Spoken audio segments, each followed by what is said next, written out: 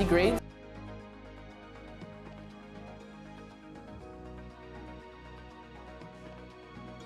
Hello and welcome and namaste from New Delhi. You're watching DD India Live. I'm Gautam Roy. Coming up over the next 30 minutes. The Kremlin says that Ukraine will have to give up the Donbas region entirely for a peace deal ahead of the first ever trilateral meeting involving Moscow, Kyiv and US representatives in Abu Dhabi. Trump's latest remarks over NATO alliance partners as troops avoiding the front lines in Afghanistan cause an outrage. Downing Street says the US president is wrong. Ex-Polish general demands apology.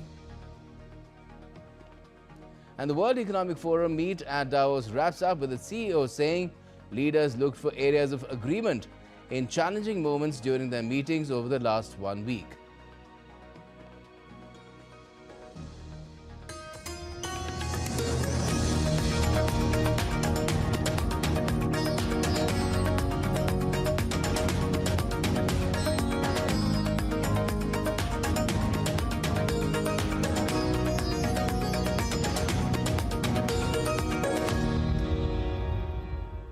Russia and Ukraine officials will hold their first trilateral meeting along with US officials in the United Arab Emirates, where talks will continue in military-to-military working groups.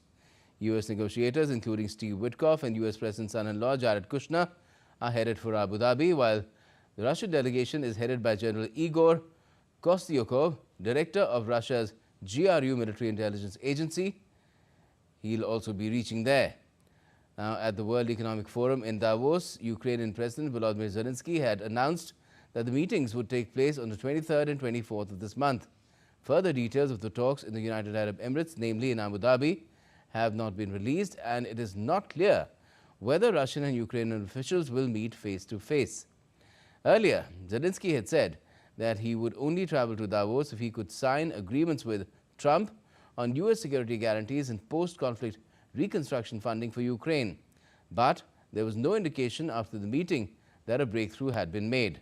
The two leaders have met around half a dozen times face-to-face since Trump returned to the White House last year and upended US policy on Ukraine by embracing diplomacy with Russia.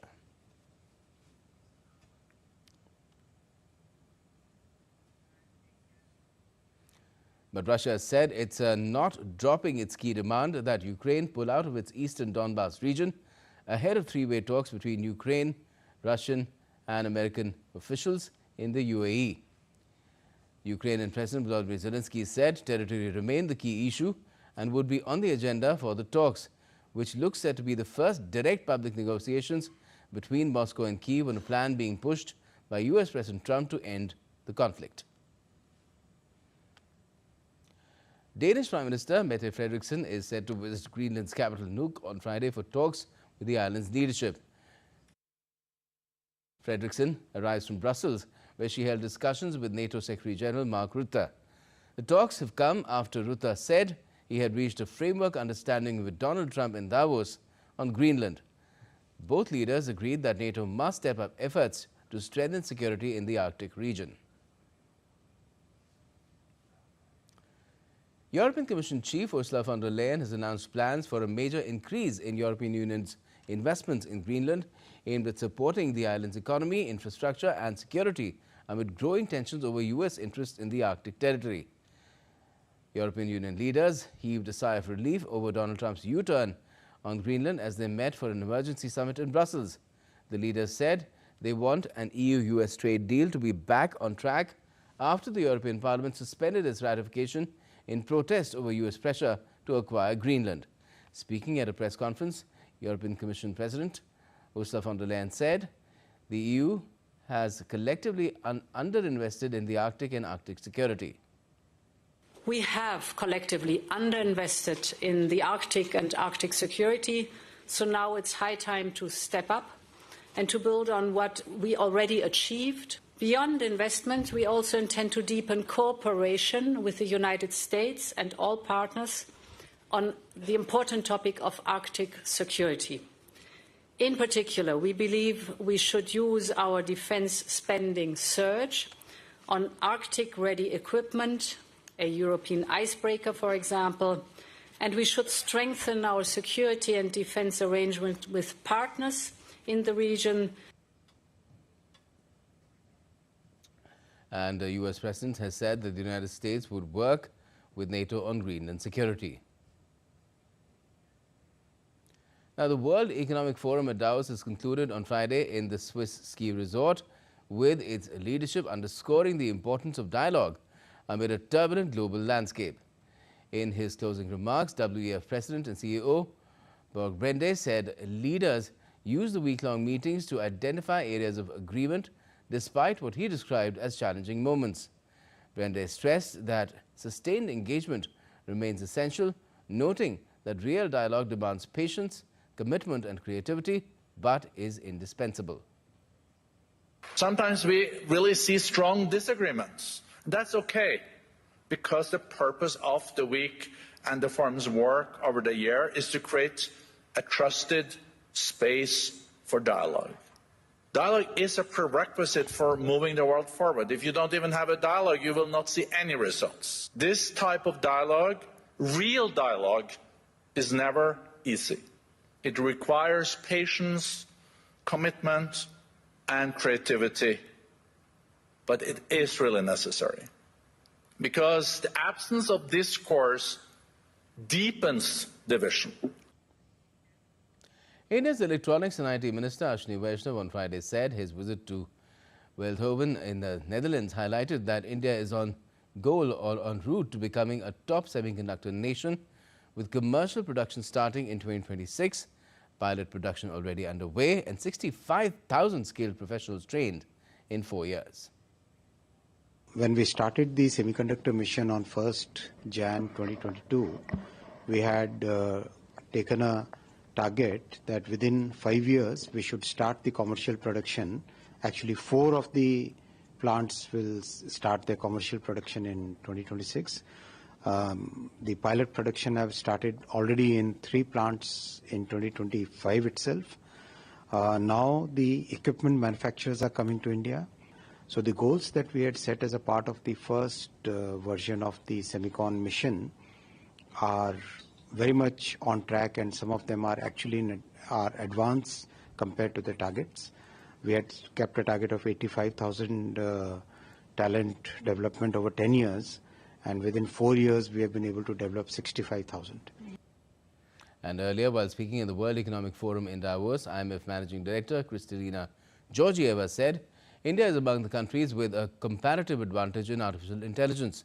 She noted that India stands out among emerging economies due to its long-standing investment in information technology.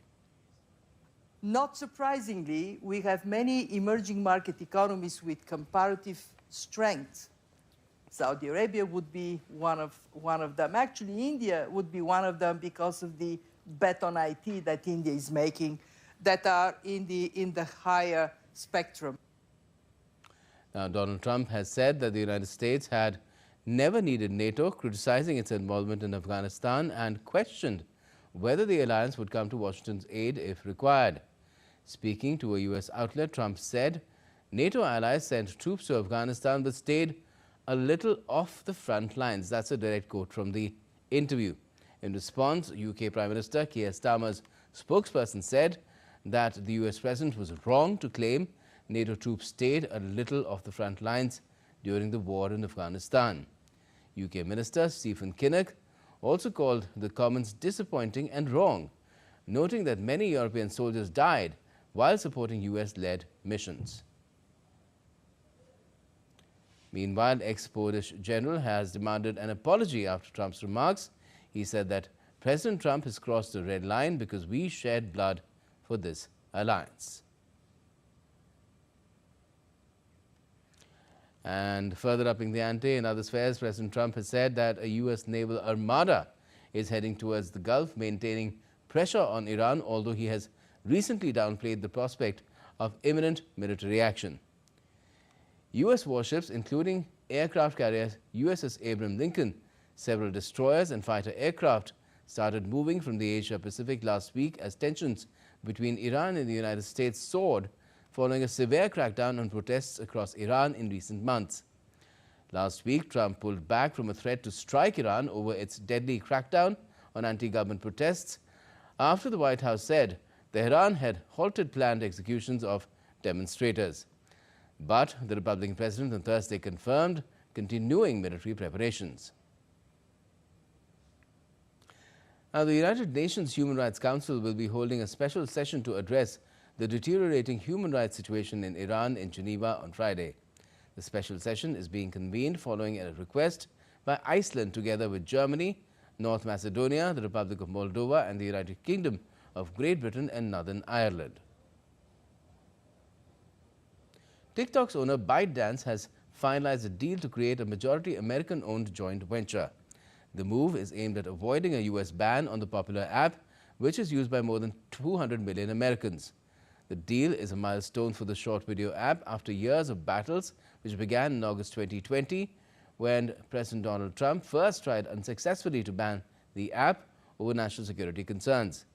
The company said the new entity, TikTok USDS Joint Venture LLC, will protect U.S. user data, the app and its algorithm through stronger privacy and cybersecurity measures. The agreement provides for American and global investors to hold a stake of 80.1% in the new joint venture, while ByteDance will retain 19.9%. And Trump has expressed his satisfaction over the recent deal allowing TikTok to continue operating in the U.S. under a majority American-owned structure.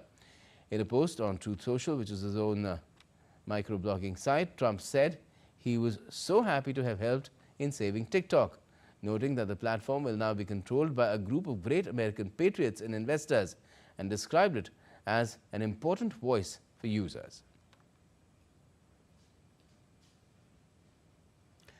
U.S. immigration authorities detained at least 4 children, including a 5-year-old, from a Minneapolis area school district this month as part of President Donald Trump's immigration crackdown. In separate enforcement actions, authorities detained a 10-year-old and 2 17-year-old students as well, including in incidents which took place while the students were traveling to school. In one case, 5-year-old Liam Conejo Ramos was taken by agents after they detained his father outside their home as they were returning from preschool. City officials said the child appeared frightened and confused during the encounter. And I saw several vehicles kind of blocking half the road, and I saw a man standing by a running vehicle in a driveway being detained by agents that were unnamed, masked. I assume they were ICE agents.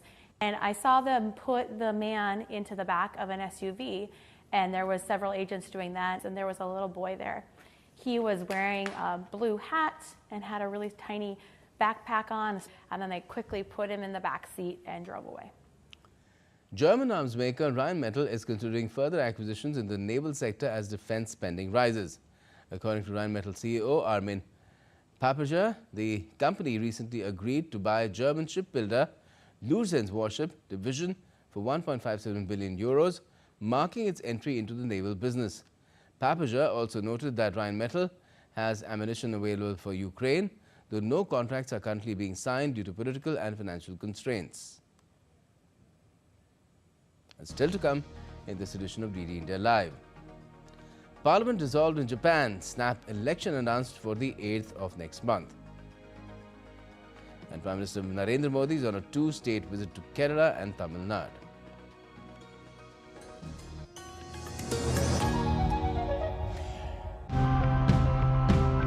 Every time I open my wardrobe, I wonder how many of these clothes do I actually need? So today, let's step into a world where our fashion does not have to come at the cost of the environment. We make sure that we don't waste a single piece of clothing. We use up all the scraps as well, gathering them into balls and making different products with them. Consumers think that if they don't buy it now, they're going to regret it tomorrow. Instead of having a linear thing where you produce something that never degrades and then you just end up having it in the landfill, you biosource it, you use it, and then it biodegrades and gets back to nature. We use natural dyes for the garments. We extract the dye the way our ancestors did by using natural products with some modifications.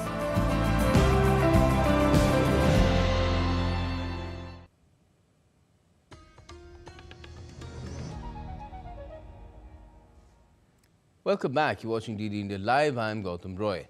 Now, Japanese Prime Minister Takaichi Sanae dissolved parliament on Friday ahead of a snap election on the 8th of next month, counting on her cabinet's high poll numbers.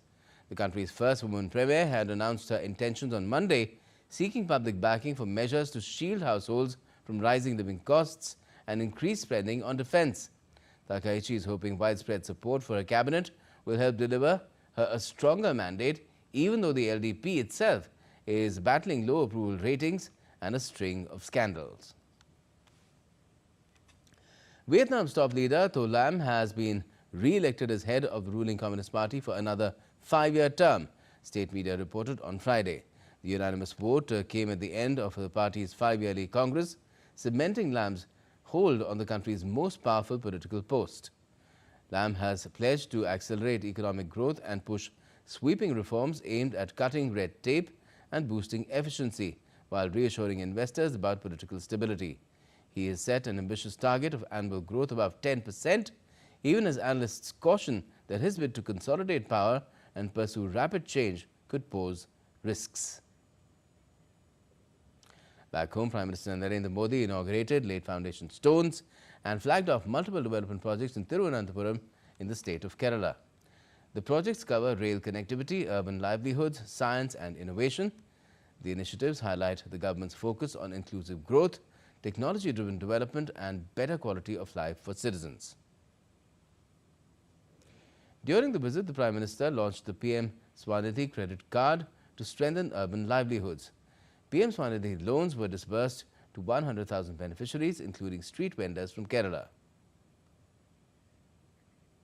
The scheme enabled first-time access to formal credit for a large number of beneficiaries and played a key role in poverty alleviation and livelihood security among urban informal workers.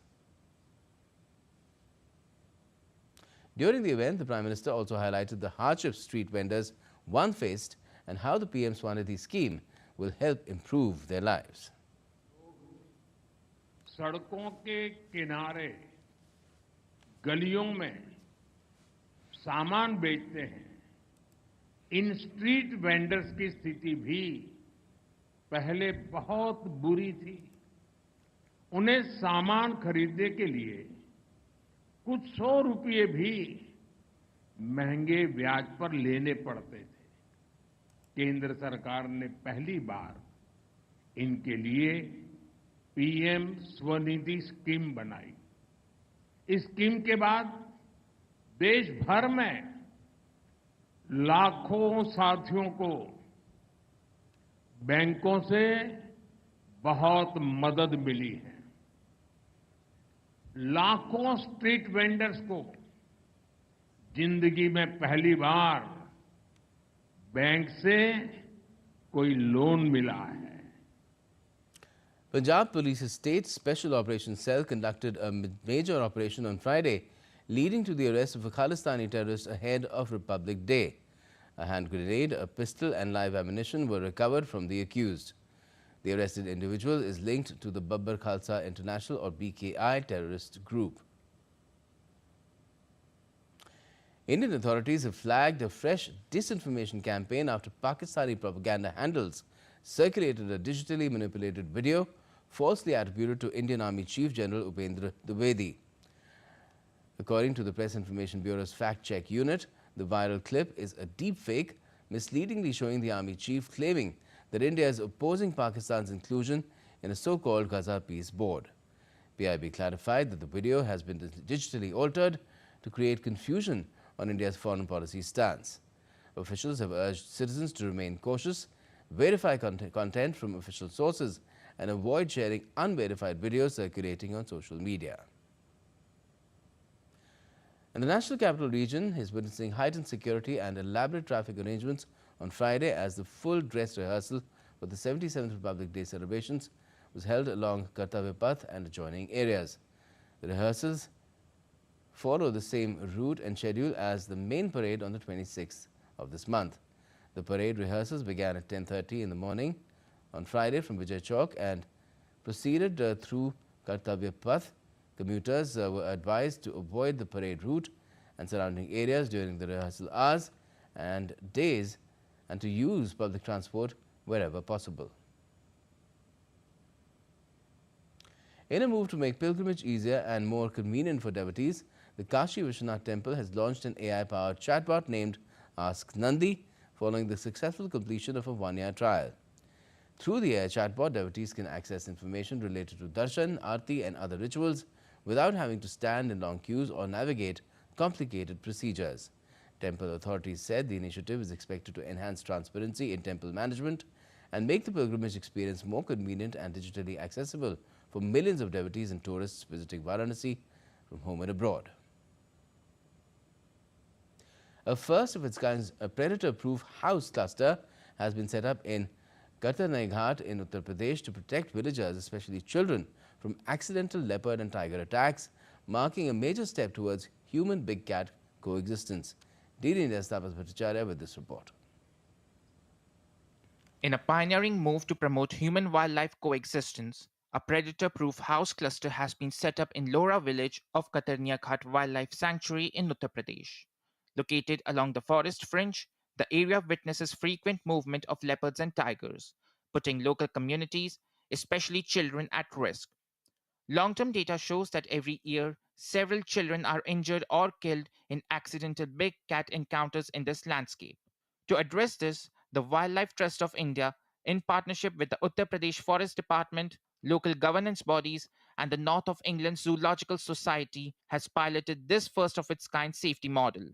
The predator-proof cluster uses locally available materials like bamboo and PVC chain mesh, standing up to 15 feet high. It features auto-closing metal gates, motion sensor lights, powered by solar energy, a central hooter alarm, and awareness material on safe practices. ये 160 metre लंबाई है और सबसे चौड़ा हिस्सा में 33 metre चौड़ाई है इसकी। कम से कम 12 से 15 फीट इसकी ऊंचाई है और ऊपर जाके ये बाहर की तरफ मुड़ता है और इसके ऊपर हम लोगों ने कांटा तार भी लगाए हैं ताकि जानवर किसी तरह से अगर इस पर चढ़ भी जाए अंदर आसानी से घुस नहीं पाएंगे। और इसी के साथ साथ ये पूरा स्ट्रक्चर जो है इस पर मोशन सेंसिंग सोलर लाइट दिया गया है और एक हूटर अलार्म भी लगाया गया है ताकि कोई भी पेरीमीटर के बराबर अगर हरकत होती है लेपर्ड की या लोगों की तो ये लाइट्स ऑटोमेटिकली मोशन सेंस करके जल जाएगी। Designed with active community participation, the initiative aims to protect lives without harming wildlife, offering a practical, scalable solution for peaceful coexistence between people and big cats in India's Terai region. Tapas Bhattacharya's report for DD India. Now, a weather update. Heavy snowfall has been recorded in Srinagar on Friday, disrupting normal life, forcing the closure of key highways and cancellation of over 20 flights at the Srinagar International Airport. Light to moderate snowfall was reported in the plains, while upper reaches saw heavy accumulation, with Kupwara and Kulgam districts receiving up to 3 feet of snow in some areas. Power supply was disrupted following strong winds, and authorities imposed travel restrictions in tourist areas like Gulmarg. Disaster management teams remain on alert as snow clearing operations remain on. Let's now talk about sports. India are looking to extend their series lead when they take on New Zealand in the second T20 International at Raipur tonight. Let's take a look at this report and then we can get you more. Led by Suryakumar Yadav, the men in blue arrive high on confidence after a dominant 48-run win in Nagpur. Despite losing the toss, India posted a massive 238, fueled by Abhishek Sharma's explosive 84. While India's batting remains red hot, the only fitness concern is vice captain Akshar Patel, who sustained a finger injury in the opener. Though expected to be available, he may be rested as a precaution. New Zealand faces a monumental task against a side that has won 10 consecutive T20 international series, including the World Cup and Asia Cup. For Kiwis, Glenn Phillips remains the primary X-factor following his defined 78. To spark a revival, the visitors may promote Daryl Mitchell up the order, potentially dropping the out-of-form Devon Conway after his recent duck. Raipur's Shahid Veer Narayan Singh Stadium, third largest stadium in India, hosts just its second men's T20 international tonight. History favors the host here. In the venue's 2023 debut, India defended 174 to defeat Australia by 20 runs. Interestingly, this ground witnessed a high-scoring thriller just weeks ago in December 2025, when India posted a mammoth total of 358 in ODI against South Africa. Leg spinners like Varun Chakravarti and Ish Sodhi could prove decisive under the light. As the team to beat, India looks to perfect their combinations while the Black Caps fight to keep the 5-match series alive. Shobit Chandola's report for DD India.